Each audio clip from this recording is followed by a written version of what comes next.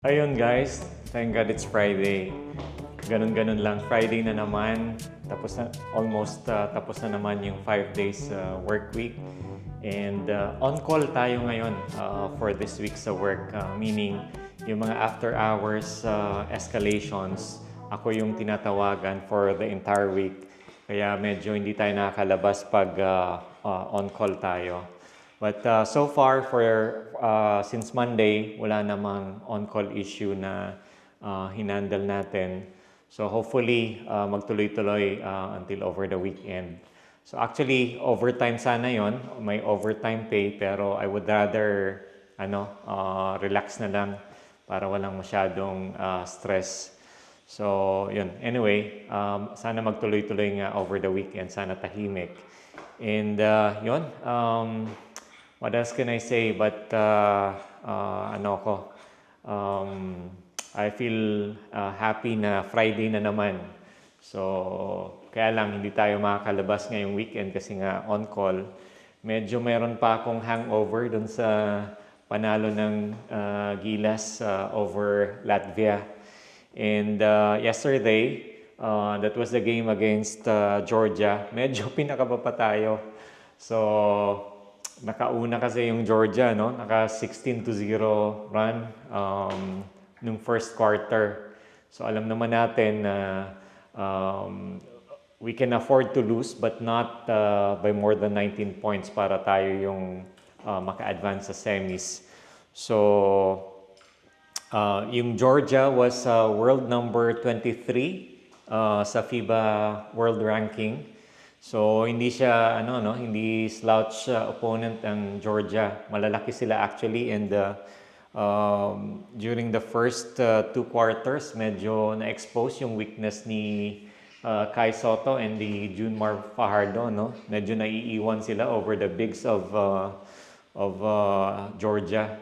Pero naka-adjust tayo sa third and fourth quarter, and although we lost by 2 points, pero actually walang talo yung Gilas, no? Kasi still with losing only 2 points, tayo pa rin yung mag-a-advance sa semifinals against world number 12, which is Brazil. So I think the game would be on Saturday. So win or lose against Brazil sa semifinals, I would still be happy kasi natalo natin yung world number 6, which is Latvia. So I'm not sure kung ano yung time, ano yung game time sa Saturday. So we have 1 day rest. So yun, anyway, still looking forward, pero I don't have high expectations. But of course, somehow, since natalo nga natin yung world number 6, so lubos-lubusin na natin. So mag-expect na tayo na sana kahit papaano, alam naman natin na malakas din ng Brazil. On previous years, I think nakatapat natin ang Brazil for about 4 times. And those 4 encounters, we lost all games against Brazil. So hindi slouch opponent ang Brazil.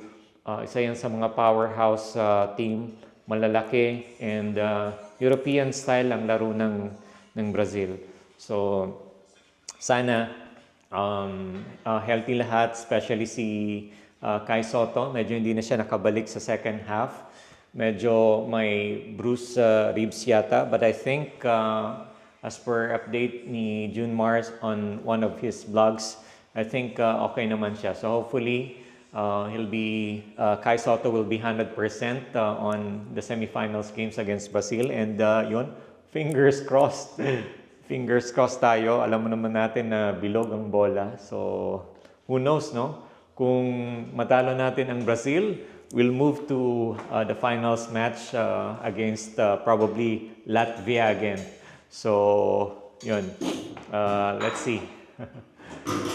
Ayan guys, nagla-lunch muna ako. So, lunch break ko for 1 hour. I'm following Sydney, Melbourne hours for my work. Kaya, ang lunch ko around 10 a.m. to 11 a.m. So, same time lang yung time zone dito sa Perth and Manila. So, we're 2 hours behind sa Sydney time. Kaya ang lunch ko is around 10 a.m. to 11 a.m. So, ayan si My Labs. Medyo busy sa kakaluto. So, musta ka naman? Ayan, so lunch muna ako. Bulletproof, nothing to lose. Fire away. Ricochet, take your aim. Fire away. You shoot me down, but I won't fall. I am titanium. You shoot me down, but I won't fall. I am titanium.